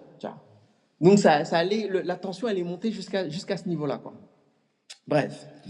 Il dit, فزعم بعض أهل الرواية أن أبا أمية بن المغيرة ابن عبد الله ابن عمر ابن مخزوم وكان عامئذ أسن قريش كلها قال يا معشر قريش اجعلوا بينكم فيما تختلفون فيه أول من يدخل من باب هذا المسجد يقضي بينكم فيه ففعلوا فكان أول داخل عليهم الصلاة والسلام فلما رأوا قالوا هذا الأمين رضينا هذا محمد فلما انتهى إليهم وأخبروه الخبر قال صلى الله عليه وسلم هلم إلي ثوبا فأوتي به فأخذ الركن فوضعه في يده ثم قال لتأخذ كل قبيلة بناحية من الثوب ثم ارفعوه جميعا حتى إذا بلغوا به جميعا موضعه فوضعه هو بيده ثم بني عليه. Donc en gros, il y avait un ancien, enfin l'homme le plus ancien de Quraysh, qui était le plus vieux, quoi, le doyen, qui s'appelait Abu Umayya ibn al-Mughira ibn Abdillah ibn Umar ibn Makhzoum. Il leur a dit, bon, vu que vous n'arrivez pas à vous mettre d'accord, je vous propose quelque chose. Le premier qui rentre dans la mosquée, vous le prenez pour arbitre. C'est lui qui va décider l'arbitrage. Et donc, quand ils ont vu le prophète Mohammed sallallahu alayhi wa sallam, ils étaient tous contents. Ils ont dit l'Amin, soulagés. Ah, on est sûr qu'il va faire un bon arbitrage. Et il aurait pu très bien dire c'est ma tribu, hein, Amstram Gram pique et pique collégramme. Hein. Khalas, tant pis, vous avez perdu, on fait comment maintenant? Vous avez dit c'est moi qui choisis, tu vois. Mais le prophète sallallahu alayhi wa sallam, dans sa sagesse, il leur a dit vous allez prendre un drap, chaque tribu elle va saisir un morceau de ce drap, et il a posé la pierre au milieu. Vous ramenez le drap à côté de la Kaaba, et ensuite il a pris la pierre, il l'a posée, fin de l'histoire, et le khilaf est terminé. Et il dit وهذا الذي ذكره ابن إسحاق يشهد له ما رواه الإمام أحمد عن مجاهد عن مولاه أنه كان في من بنى الكعبة في الجاهلية قال ولي حجر أنا نحته. Ah ouais, ça c'est aussi une histoire assez incroyable ça. ولي حجر أنا نحته بيدي أعبده من دون الله تبارك وتعالى. Donc c'est pas le prophète صلى الله عليه وسلم qui parle là. ليس المتكلم ليس النبي صلى الله عليه وسلم. فأجيء باللبن الخاثر الذي أنفسه على نفسي فأصبه عليه فيجيء الكلب فيلحسه ثم يجغر فيبول فبنينا حتى بلغنا موضع الحجر وما يرى الحجر أحد فإذا هو وسط حجارتنا مثل رأس الرجل يكاد يتراءى منه وجه الرجل. فقال بطن من قريش نحن نضعه وقال آخرون نحن نضعه فقالوا اجعلوا بينكم حكما. قالوا أول رجل يطلع من الفج فجاء النبي صلى الله عليه وسلم فقالوا أتاكم الأمين فقالوا له فوضعه في ثوبه ثم دعا بطونهم فأخذوا بنواحيه معه فوضعه هو صلى الله عليه وسلم. Donc là, il raconte le même épisode. En fait, c'est un hadith rapporté par l'imam Ahmed. C'est une autre version. Mais ce qui est intéressant, c'est que le compagnon, il raconte un petit peu, pareil, la situation de la religion à son époque. Il dit, à cette époque-là, moi, j'adorais une idole que j'avais sculptée de mes propres mains. Nahatu biyadayya. Et il dit, en fait, ce que je faisais, c'est que des fois, je lui donnais du lait, du lait caillé, quoi. Je versais du lait dessus, sur cette idole que j'adorais, min dunillah. Et il dit que le chien, des fois, les chiens passaient, ils voyaient l'idole, ils voyaient du lait dessus, ils léchaient l'idole. Après, ils levaient la patte et ils faisaient pipi dessus. Et après, ils partaient. En fait, ça, c'est pour montrer le ridicule de la question de l'adoration des idoles. Et subhanallah, même si, subhanallah, je sais que bon, la plupart des gens, vous êtes tous musulmans, alhamdoulilah, vous êtes pour la plupart issus de familles qui sont musulmanes depuis des siècles. Mais moi, à titre personnel, dans mon histoire familiale, donc encore une fois, je suis converti du christianisme vers l'islam. Mais au-delà de ça, dans les cultures africaines, il y a beaucoup de ce qu'on appelle le syncrétisme. Ça veut dire quoi le syncrétisme? Sanctifié. Sanctifier quoi? Non, c'est pas saint, S-A-I-N-T, hein, c'est S-Y-N. Comme le mot, à mon avis, ça doit venir du grec, hein, la synthèse. C'est quand tu réunis plusieurs éléments en un seul. Ça vient de cette racine-là. Le syncrétisme, en fait, c'est quand tu mélanges plusieurs religions. Et en fait, ce qu'il faut savoir, c'est que dans la plupart des religions du monde, il y a ce qu'on appelle des panthéons. C'est quoi un panthéon? Non, les frères. Je sais pas, quoi. Hein? C'est un endroit où on rassemble des choses. C'est pas forcément un endroit. Un panthéon, c'est l'idée qu'on a plusieurs dieux. Comme par exemple dans la mythologie grecque. Donc tu as Zeus, tu as Athéna, tu as, je sais pas qui, Poséidon, le dieu de la mer, le dieu de la terre, Comment? Le dieu du soleil, etc.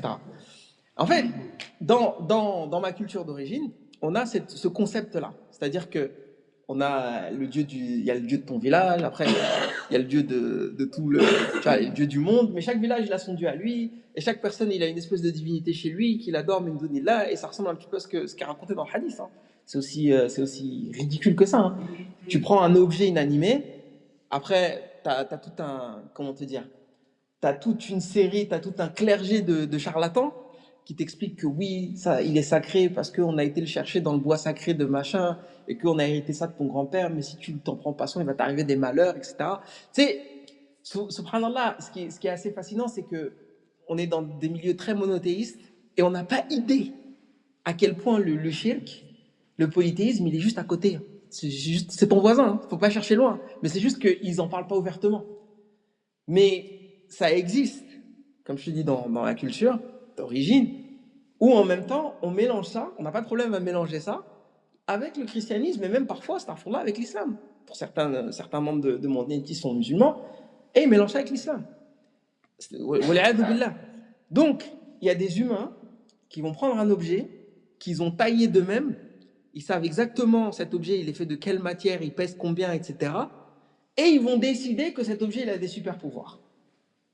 Et que s'il ne lui fait pas un sacrifice, il va lui arriver des malheurs. Ou quand il a un problème, il va voir l'objet en question. Et c'est exactement la religion des Quraysh. C'est exactement la même chose. C'est pas autre chose.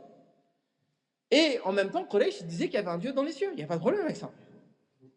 Et donc, le simple fait de dire la ilaha illallah ou de dire que Allah fis sama, etc. Mais si en même temps, dans ton comportement, tu vas sacrifier un mouton sur une tombe ou je sais pas quoi, ou tu vas conférer à des objets des sifat, la taliqu illa lillah, que tu vas considérer que cet objet il peut te guérir, il peut te soigner, ou même la crainte, avoir de la crainte. Et quand je te parle de crainte, je ne te parle pas du fait de, je sais pas moi, s'il y a un chien qui t'attaque, c'est normal d'avoir peur. D'accord? Si tu as peur d'un danger qui est visible, c'est pas du shirk. Mais le problème, c'est de conférer à quelque chose d'invisible le pouvoir de te faire peur. C'est là où tu rentres dans le shirk. Le fait même d'avoir peur, même parfois on a cette peur irrationnelle des shayatines, etc. Tu vois? En fait, tu ne peux pas avoir peur d'une chose que tu ne vois pas. Cette peur-là, la tajuzu illa lillah. Il n'y a que Allah Azza wa Jal dont tu crains j'ai envie de te dire, le châtiment, bil ghaib. Bref, pour revenir à ce sujet des asnam, donc, comme je te dis, moi, dans ma culture d'origine, il y a ce truc-là de sacrifier, de faire des fêtes, de conférer à ces objets-là des pouvoirs, entre guillemets, sacrés. Et, l'islam, en fait, quand tu regardes un petit peu notre conception de la divinité, on décrit Allah Azza wa Jal par des attributs, des noms et des attributs. Par contre, Allah Azza wa Jal, jamais on le compare à une créature. Et ça, en vérité, c'est quelque chose de tellement difficile, entre guillemets, à concevoir pour certains cerveaux. Inch'Allah, on va dire si ta foi elle est saine, il n'y a pas de souci. Que, en fait, quand tu regardes l'histoire du christianisme, voire même du judaïsme, il y a tout le temps cette tentation de rabaisser Allah Azza wa Jal à ses créatures. Et c'est pour ça que, même si nous, on va considérer, on les appelle Ahl al-Kitab, par contre, on ne les appelle pas Ahl al-Tawhid, comme eux ils disent. Ils disent les trois religions monothéistes. Pour nous, il n'y a qu'une religion monothéiste, c'est l'islam. Et la preuve, c'est que, par exemple, les Yahoud, ils disent qu'Allah Azza wa Jal, il a créé le monde en 6 jours, et le 7e jour, il a fait quoi? Il s'est reposé. Il était fatigué, il s'est reposé. Mais nous, on te dit que ça, c'est du shirk. Parce que Allah Azza wa Jal, il ne peut pas être fatigué. Et on ne peut pas lui attribuer des qualités humaines. Et en fait, quand tu lis la conception de Dieu dans l'Ancien Testament, il a tout le temps, entre guillemets, des défauts humains. Par exemple, il va châtier le peuple de Nuh, il va l'exterminer, tout ça, enfin le Toufan et tout, et à la fin, il regrette. Salam. Yani, subhanallah, non mais c'est incroyable. T'es Dieu et tu ne savais pas ce que tu faisais. Tu vois, c'est gravissime de dire ça. Donc il a fait quelque chose de manière à considérer comme ça. Il s'est énervé, il a déchiré la création et après il a regretté. La hawla wa la quwwata illa billah. Et donc en fait, parfois il y a des gens qui posent cette question. Pourquoi vous dites que les Yahoud ils sont dans le shirk? C'est dans leur conception de la divinité. Dans le christianisme, c'est encore plus évident. Tu vas à la chapelle Sixtine, ils ont prétendu avoir représenté Dieu. C'est incroyable quand même. C'est incroyable. Et que Dieu il s'est incarné en homme et qu'il est descendu sur terre, qu'il a été persécuté et qu'il est mort sur la croix, etc. Yani, on est yani. Bon bref. Mais globalement, c'est des gens qui ont un kitab, qui avaient qui avaient la vérité, mais après qui se sont égarés, etc. Il y a toujours cette tentation de vouloir humaniser Dieu, d'essayer de le comprendre, etc. Mais Allah Azza wa Jal, il dit dans Surat Al-Baqarah, وَلَا يُحِيطُونَ بِشَيْءٍ مِنْ عِلْمِهِ إِلَّا بِمَا شَاءَ. Et donc la grande différence entre une idole et la divinité suprême, Allah Azza wa Jal, c'est justement cette question des hata. Une idole, tu peux savoir exactement comment elle a été faite, combien elle pèse, de quelle matière, etc. Allah Azza wa Jal, la tuhitu bi'ilmihi. Il y a toujours quelque chose qui va t'échapper.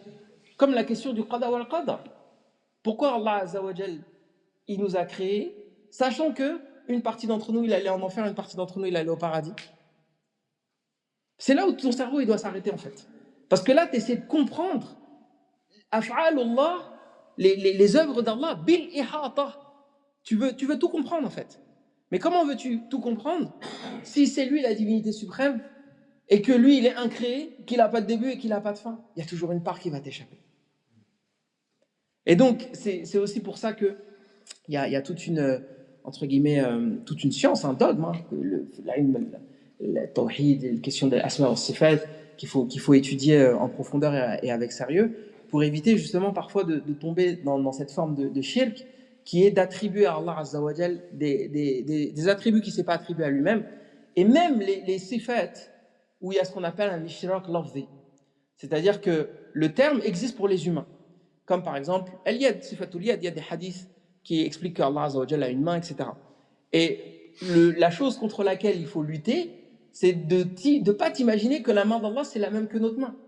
Et ça, c'est pas difficile à comprendre. Hein. Fi al-lugha al-arabiyya, mathalan, on dit, quand on parle des animaux, on dit yad al-faras. On parle de la patte du cheval, on dit yad.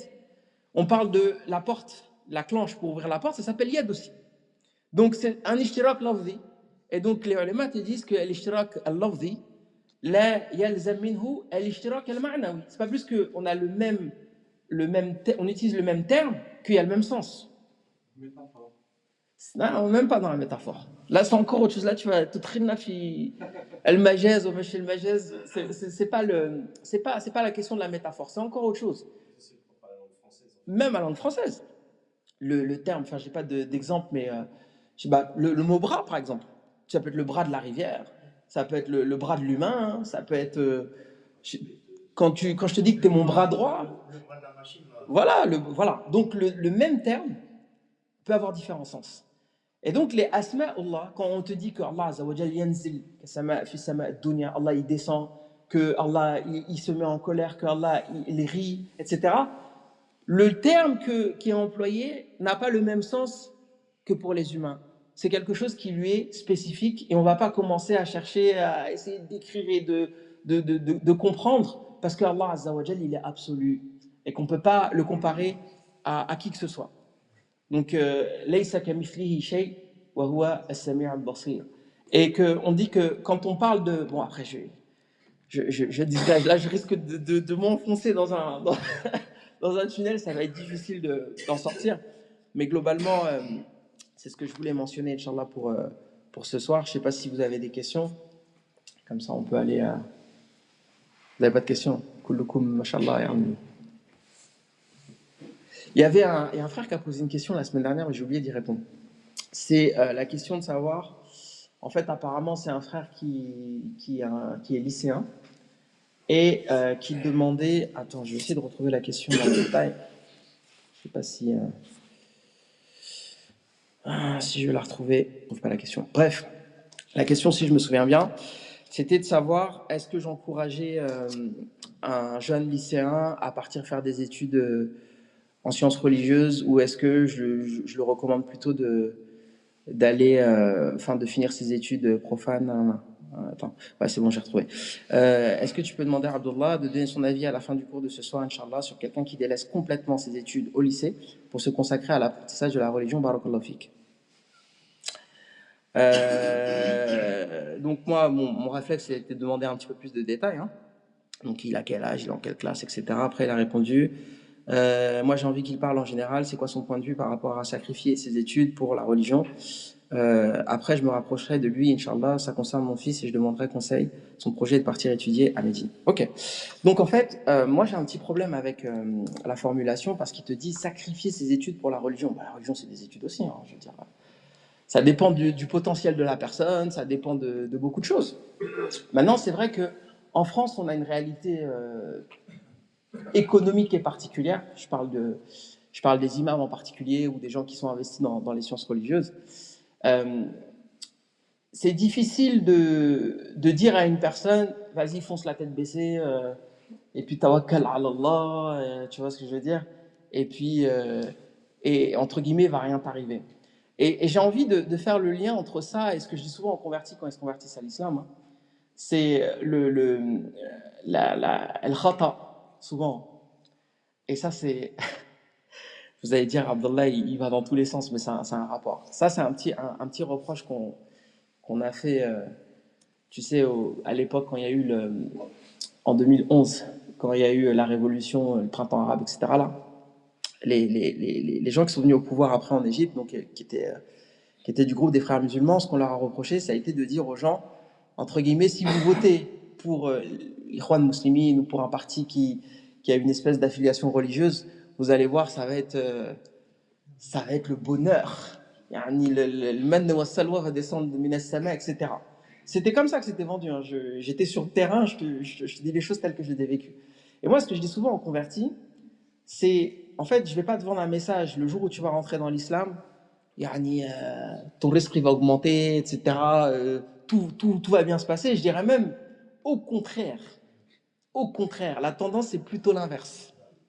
C'est le bala, c'est les petits là. Et la personne qui choisit cette voie des sciences religieuses, si, entre guillemets, c'est une personne qui a pour espèce d'obsession le risque, si pour lui c'est vraiment un truc ultra important, j'ai envie de te dire que c'est pas la voie à suivre, hein. C'est pas dans ce chemin-là que ton compte en banque il va être blindé. Après, on sait pas, hein, ça peut arriver, hein. Mais en général, c'est plutôt un chemin d'abnégation, c'est un chemin de sacrifice en fait. Ça demande énormément de sacrifices et ça demande aussi beaucoup de contentement, quoi. Ils te disent même souvent, quand tu t'intéresses un petit peu aux dourous qui te parlent de shurut talab al-ilm, des fois les ulama ils disent min shurut talab al-ilm al-faqr. T'imagines que tu aies une espèce d'endurance à la pauvreté. Et subhanallah, moi je te parle de mon parcours personnel, hein. Quand je suis parti, bon, après moi j'étais aussi un espèce de tête brûlée, quoi, tu vois. Moi je suis parti en embrouille avec mes parents, on est parti au clash. Ça, tu reviens dans notre religion sans te déshériter. J'ai dit déshéritez-moi, tu vois. On te vire de la maison, j'ai dit virez-moi. Donc j'avais cette espèce d'attitude un peu rebelle, mais crois-moi, et Annie, entre le moment où je pars étudier et le moment où je reviens, franchement, je sais pas comment j'ai fait pour survivre. Très sincèrement, c'est-à-dire que il y avait pas ce calcul de la semaine prochaine ou l'année prochaine ou je vais mettre de l'argent de côté ou je sais pas quoi. C'est vas-y frère, advienne que pourra. Moi mon obsession c'était d'apprendre et alhamdoulilah Allah il m'a ouvert des portes de la subsistance, mais en même temps j'étais pas riche. Je pouvais pas acheter ce que je voulais quand je voulais, etc. Mais on est encore vivant, on est là, alhamdoulilah. On a pu acheter les livres qu'on voulait acheter, on a pu manger à notre faim, on a toujours trouvé un logement, etc., etc. Mais il n'y avait pas de calcul de plan de carrière. Pour moi, ça n'a jamais été une question financière, en fait. C'était pas l'objectif, c'était pas d'en faire un métier et de gagner de l'argent par le biais de ces études-là. Donc déjà, c'est quelque chose qu'il faut savoir, c'est que globalement, apprendre les sciences religieuses, c'est aussi accepter de faire énormément de sacrifices, surtout pendant ton parcours, d'un point de vue financier, sauf si le père il a les moyens et qui peut, forcément il va l'aider financièrement. Maintenant, entre guillemets, si tu as le choix, est-ce que tu peux pas quelque part trouver une espèce de conciliation? C'est-à-dire, le frère là, il est lycéen, après moi je connais pas non plus ses résultats scolaires, peut-être que ça l'intéresse pas du tout, peut-être que il est déjà un peu focus là-dessus et il faut peut-être le pousser dans l'apprentissage des sciences religieuses. Mais admettons, le frère il se débrouille bien, pourquoi ne pas faire au moins, je sais pas moi, 2 années d'études après le bac? Par exemple, je sais pas moi, un BTS, un DUT ou de commencer une licence dans un domaine qui finira plus tard. Faire ses études, il fait une parenthèse, il va faire ses études de sciences religieuses.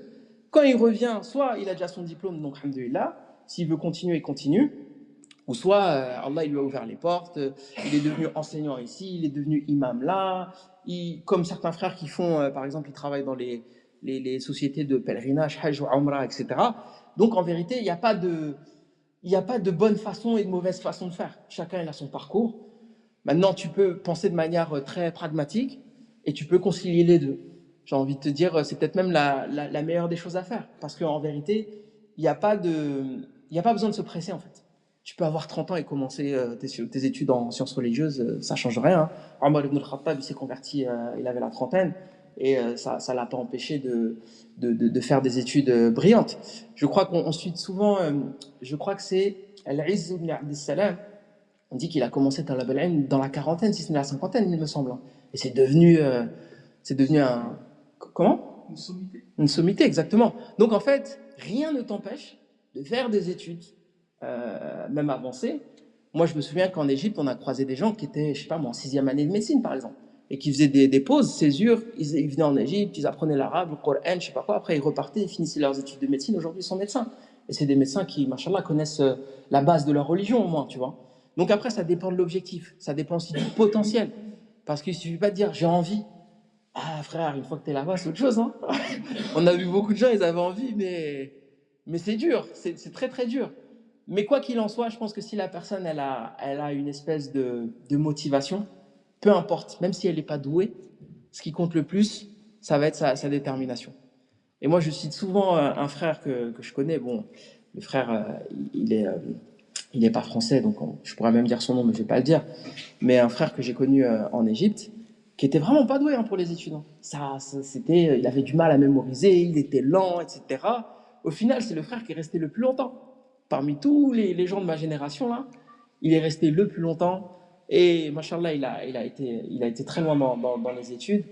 Et ça prouve qu'en fait, tu peux toujours compenser l'absence de talent, de certaines qualités, par la persévérance et la patience, et par le sérieux.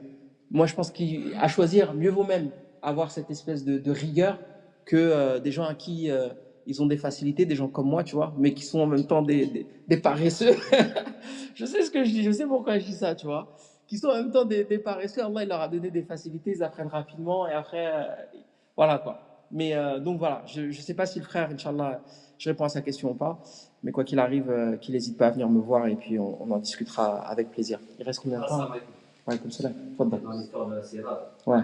quand le Prophète sallam il est parti avec Moutaleb en Syrie, il a croisé une personne qui a vu le signe de la prophétie.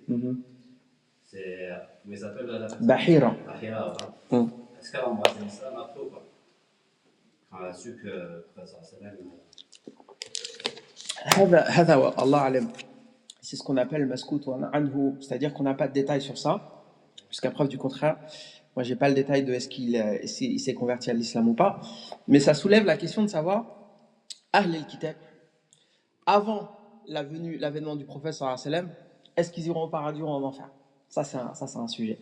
Maintenant, s'ils étaient monothéistes et qu'ils n'étaient pas dans le shirk, etc., il n'y a pas de doute sur le fait qu'ils ont suivi la dernière prophétie, en particulier celle d'Isa ibn Maryam. Et quand tu t'intéresses un petit peu à l'histoire du christianisme, il y avait énormément de courants, et il y avait des courants qui étaient très très proches de l'islam, et qui avaient une conception qui était très loin de des courants qui ont triomphé, comme le catholicisme. Par exemple, il y avait un courant, je ne me souviens plus le nom, mais je sais que les historiens, je vais faire un rapide récapitulatif de l'histoire du christianisme. Mais en gros, ce qui se passe, c'est que à la mort de Isa ibn Maryam, les apôtres, ils sont persécutés à Jérusalem et dans les alentours. Et il y a une personne qui est un juif, qui s'appelle Paul de Tarse, qui vient de Tarse. Donc Tarse, c'est la Turquie actuelle, hein, et qui vient faire ses études, donc Talab al-Ilm à Jérusalem, et il apprend qu'il y a une secte qui dit que le Messie est arrivé, machin et tout. Donc il commence à les persécuter. Il va à Damas, et sur le chemin de Damas, il perd connaissance. Et tout ça, si tu prends le Nouveau Testament, tu vas trouver tout ce que je te raconte, c'est officiel. Il perd connaissance, il dit qu'il a vu Isa en songe, qui lui a dit de continuer son message. Et donc il revient à Jérusalem, et il commence à prêcher le christianisme, mais à sa version. Et il faut savoir qu'à l'époque, les termes christianisme et tout ça n'existent pas. Ça, c'est des termes qui sont venus bien après, qui viennent du grec et qui n'ont rien à voir. À l'époque, les gens, ils sont comme les Banu Israël, sauf qu'ils considèrent qu'Isa est un prophète.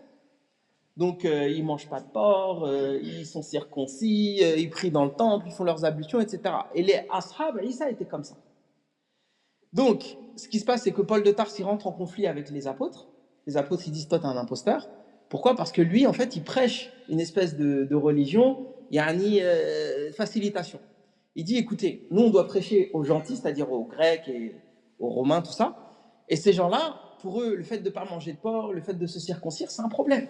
Donc, il faut qu'on facilite la religion, toujours histoire de faciliter pour attirer, etc. Bref, il y a un conflit.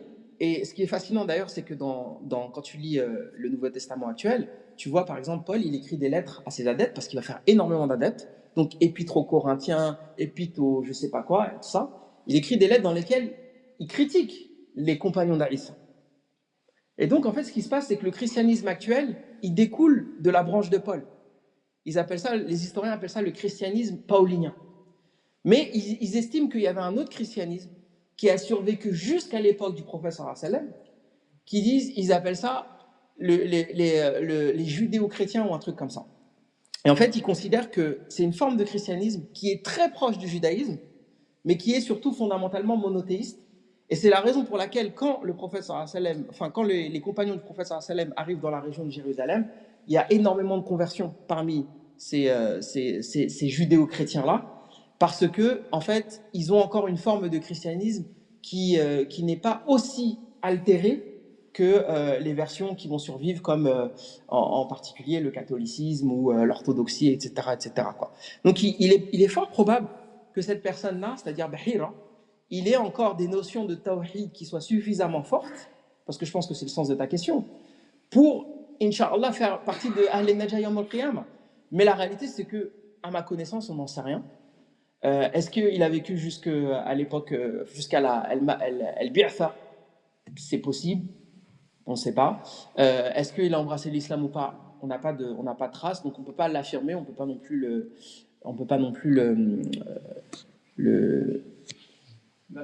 l'infirmer, voilà. Affirmer, l'infirmier. Non, je plaisante. Mais non, c'est une bonne question, hein, c'est une bonne question. Mais de manière générale, l'histoire du christianisme ou du judaïsme, etc., c'est vraiment des sujets importants pour qu'on comprenne déjà dans quel contexte l'islam est arrivé et qu'on comprenne aussi qu'il y a des passerelles, en fait, entre ces religions-là. L'islam, c'est rien d'autre que la continuité de de la religion de tous les prophètes. Mais avec le temps, les religions elles prennent des labels, elles changent de nom, elles se referment sur certaines communautés, elles commencent à changer des principes. Et c'est la raison pour laquelle Allah Azza wa Jal, il envoie un prophète à chaque fois pour rénover la religion, pour rétablir la vérité. Vous avez d'autres questions? En fait, j'ai juste une question par rapport à cette histoire-là de Maïsara. En fait, moi, j'ai Bahira. En fait, ce que tu as raconté, ça, c'était pas à Maïsara, c'était pas à Bahira, c'était à Maïsara que lui est arrivé. En fait, quand le prophète, quand Khadija voulait confier une partie de son commerce, lui ont conseillé le prophète sallallahu alayhi wa sallam. Donc pour le tester, il accompagnait Maïsara avec lui. En fait, il lui donnait juste une petite quantité de sa fortune pour le tester. Et à chaque fois qu'il revient avec Maïsara, il demande à Maïsara qu'est-ce qu'il a fait. Maïsara racontait à Khadija que voilà, en fait, c'est quelqu'un de confiant, il a des qualités exceptionnelles en commerce et tout. Il a fait la même chose une deuxième fois. Il lui a dit, bah, cette fois-ci, comme tu m'as dit tout ça, en fait, il va lui confier une grosse partie de sa fortune pour la fructifier à Hachem. Et cette fois-ci, quand ils sont revenus, tout ça, il lui a dit, bah, cette fois-ci, j'ai vu plus que ça. En fait, il lui a dit, pendant notre route et tout ça, il y avait toujours un nuage qui le suivait. Tout ça, et que... Après, comment te dire, il n'y a pas forcément de contradiction dans ça, puisque il est possible que ce soit arrivé à l'époque où il était avec son oncle, et que ce soit arrivé aussi à l'époque où il était avec Maïsara. Enfin, les deux sont possibles. Hein. À moins que tu me dises, moi j'ai la preuve que c'était pas arrivé à cette époque-là, ça arrive à cette époque-là. Moi je sais pas, moi je demande qu'à apprendre. Hein. J'ai aucun problème avec le fait de revenir sur une erreur, mais en tout cas, moi de toute façon j'ai juste lu hein, ce que le cheikh a dit. Hein. Si t'es pas d'accord, le cheikh on peut lui envoyer un mail, hein. Y a pas de souci. Hein. Tu lui dis frère, je suis pas d'accord avec toi, Maïsara, tout ça.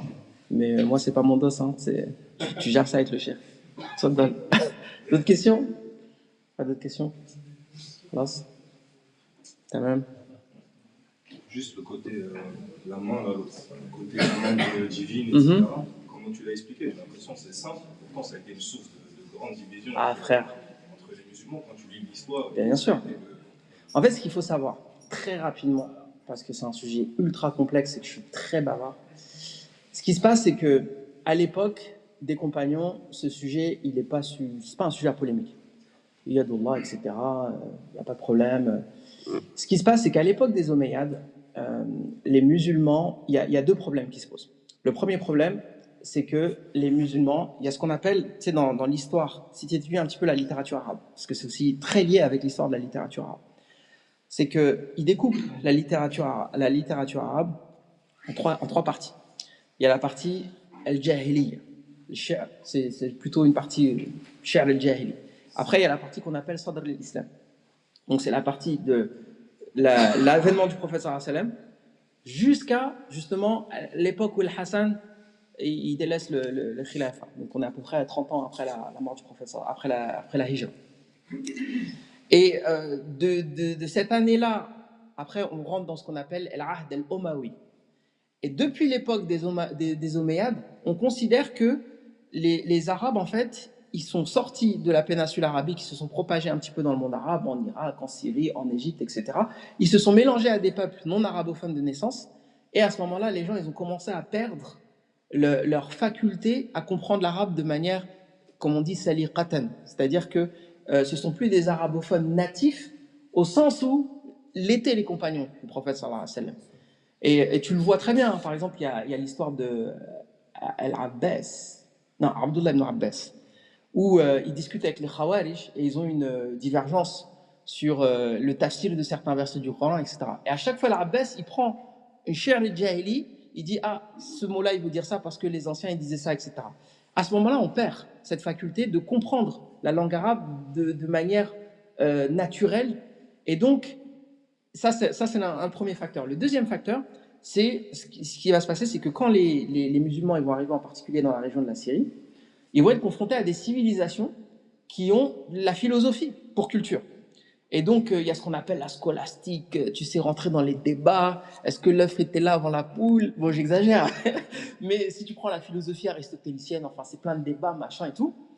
Et en fait, commence à naître une idée qui est de dire, ces gens-là sont des gens très cultivés, on n'arrivera pas à les convaincre par seulement le Coran. Et que le Coran, il a été révélé à des gens qui étaient simples, des bédouins, etc. Là, c'est des gens qui construisent des palais, tout ça. Donc, il faut qu'on apprenne la philosophie comme eux et qu'on rentre dans des débats philosophiques avec les mêmes règles, le mantiq, etc.